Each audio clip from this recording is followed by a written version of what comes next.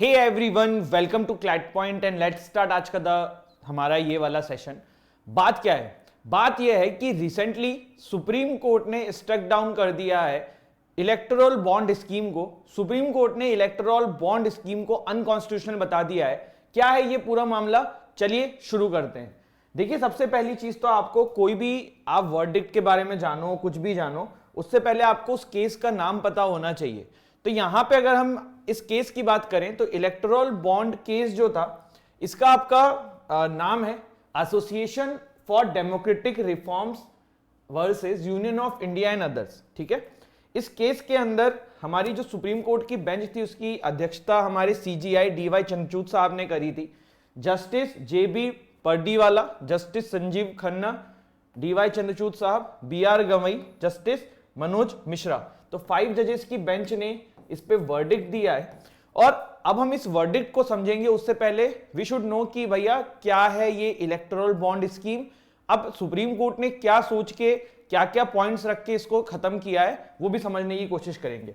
उससे पहले अगर आप क्लैट 2025 की तैयारी कर रहे हो, then you can enroll in our Titan batch. 21,999 का ये कोर्स है। इसमें हम आपके घर पे बुक्स भेजने वाले हैं, लाइव क्लासेस हैं, पर्सनल मेंटरशिप है, मॉक टेस्ट है, everything you needed to crack this exam, सब कुछ मिलने वाला है। वहीं अगर आप क्लैट 2026 की तैयारी कर रहे हैं, then you can enroll in our Prahar batch. अगर मॉक्स चाहते हैं, then also you can visit our website और एप्लीकेशन, डिस्क्रिप्शन में लिंक है। If you are preparing for NL SAT, then also you can enroll in our batch. अगर आप CLAT PG 2025 की तैयारी कर रहे हैं, तो हमारा चैंपियंस बैच है आप लोगों के लिए। क्लैट पीजी 2025 के लिए one of the best course है 16,999 का, जिसमें books, classes, live classes, mock test, सब कुछ आपको मिलने वाला है। तो ये सारी चीजें हो चुकी हैं। अब आ जाते हैं हमारे आज के पॉइंट के ऊपर कि भैया ये इलेक्टोरल बॉन्ड स्कीम है क्या। तो देखो, इलेक्टोरल बॉन्ड स्कीम को 2017 में हमारी गवर्नमेंट ने इंट्रोड्यूस किया था। और बेसिकली इलेक्टोरल बॉन्ड स्कीम का पर्पस ये था कि किस तरीके से पॉलिटिकल पार्टी को नॉर्मल जनता जो है वो डोनेशन दे सकती है। ठीक है, 2017 में इसको लाया गया था एंड 2018 में ये फाइनली इंप्लीमेंट हुआ था। ठीक है, अब इसमें कुछ कुछ चीजें हैं जो आपको समझनी होंगी, जिसपे आपके एग्जाम में क्वेश्चन आ सकते हैं। प्लस एक चीज आपको यहां पे ये भी देखने वाली है कि क्यों सुप्रीम कोर्ट ने इसको खत्म किया। तो क्या सुप्रीम कोर्ट के इसके ऊपर पॉइंट्स थे जिसकी वजह से इसको खत्म किया गया। मैं मतलब ये चीज बता रहा हूं जो आपको अपने एग्जाम्स के लिए पता होनी चाहिए। ठीक, तो इलेक्टोरल बॉन्ड सिस्टम ये जो है इंट्रोड्यूस किया गया था 2017 में by a finance bill and it was implemented in 2018। ये किस लिए है? Donation to registered political parties. This is a very important point कि भैया जो पॉलिटिकल पार्टीज रजिस्टर्ड है ना, सिर्फ उन्हीं को डोनेशन देने के लिए यूज किया जाएगा। ऐसा नहीं कि कोई कल को अपनी पॉलिटिकल पार्टी बनाए, कहे भैया हमें डोनेशन दो, और कोई डोनेशन के नाम पे ब्लैक को व्हाइट कर रहा है, वो सब नहीं। रजिस्टर्ड पॉलिटिकल पार्टीज को ही ये चीज दी जा सकती है। अब ये कैसे दी जाती है मैं आपको समझा देता हूं, पहले लेमन लैंग्वेज में, फिर अपन इसको पॉइंट वाइज पॉइंट्स देखेंगे। देखो, स्टेट बैंक ऑफ इंडिया को गवर्नमेंट ने ऑथराइज किया है कि भैया आप जो है वो इलेक्टोरल बॉन्ड इशू करो। जैसे कि मान लो मेरा नाम है मानवेंद्र और मुझे कोई XYZ पॉलिटिकल पार्टी को पैसे देने हैं, 1,000 रुपया देना है। ठीक, मैं 1,000 रुपया डायरेक्टली उस पॉलिटिकल पार्टी को नहीं दे सकता हूं, मुझे इलेक्टोरल बॉन्ड स्कीम के थ्रू वो 1,000 रुपया उस पॉलिटिकल पार्टी को देना है। कैसे देना है?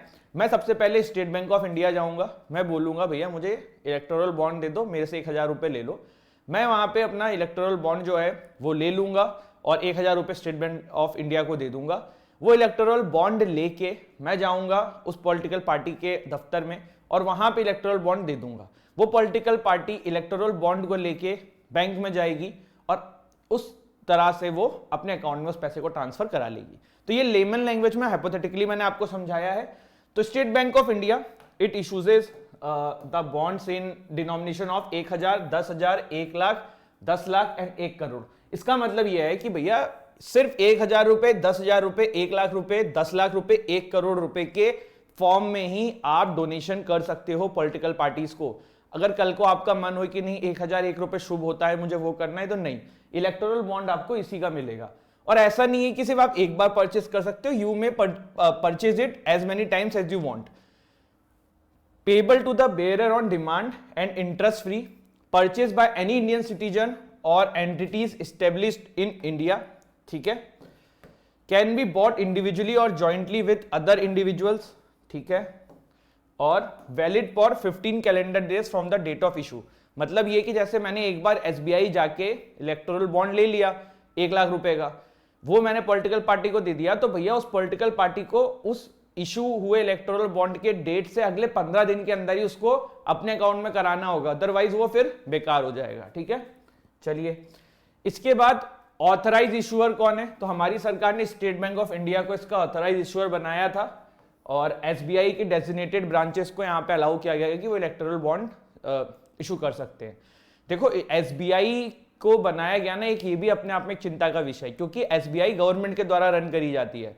तो अभी सोचो प्रेजेंट गवर्नमेंट जो है वो बीजेपी की गवर्नमेंट है, तो वो दे कैन इजीली ट्रैक कि भैया कांग्रेस को कितना फंड मिला है या और पॉलिटिकल पार्टीज को कितना फंड मिल रहा है। तो एक ये भी इसका बहुत बड़ा प्रॉब्लम था।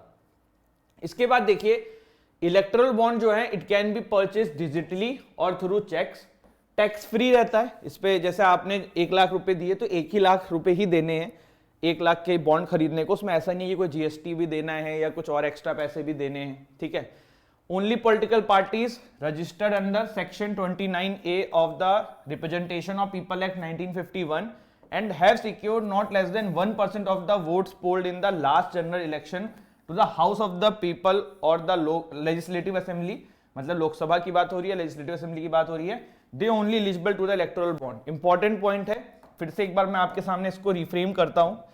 ऐसी पॉलिटिकल पार्टी जो रजिस्टर्ड है under section 29A of RPA act 1959 और नहीं है, ऐसा नहीं है कि और दोनों में से कोई एक क्राइटेरिया लिखा हुआ है एंड, इसके अलावा आपका 1% से कम वोट नहीं होना चाहिए लास्ट लोकसभा के इलेक्शन या फिर आपके स्टेट के जो इलेक्शन हुए हैं उस पॉलिटिकल पार्टी के। ठीक है, इसके बाद अब हम आ जाते हैं करंट सिचुएशन पे कि सुप्रीम कोर्ट में अभी इसको क्यों अनकॉन्स्टिट्यूशनल घोषित कर दिया गया और क्या हुआ।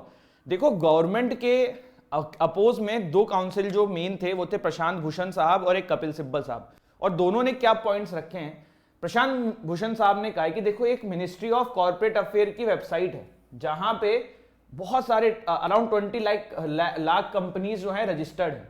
आप इन कंपनीज के जब डेटा में जाओगे ना तो आपको दिखेगा अलग अलग वेबसाइट्स पे इन कंपनीज के कि हाँ इतना इतना पैसा हमने जो है वो अलग अलग पॉलिटिकल पार्टीज को दिया है।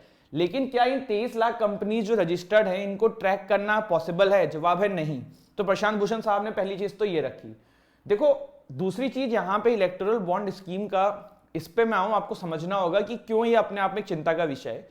आप इसको ऐसे समझो कि XYZ पार्टी को मैं फंड करना चाह रहा हूं, मैं 10 लाख रुपए देना चाह रहा हूं। XYZ पार्टी को मैंने जाके 10 लाख रुपए दे दिए, ठीक, इलेक्टोरल बॉन्ड स्कीम के थ्रू। वो XYZ पार्टी जब सत्ता में आ जाएगी तो उसके दिमाग में तो रहेगा ना यार, इस बंदे ने मुझे 10 लाख रुपए दिए, कल को मुझे कुछ काम कराना होगा तो वो पॉलिटिकल पार्टी मुझे फेवर रिटर्न करने की कोशिश करेगी।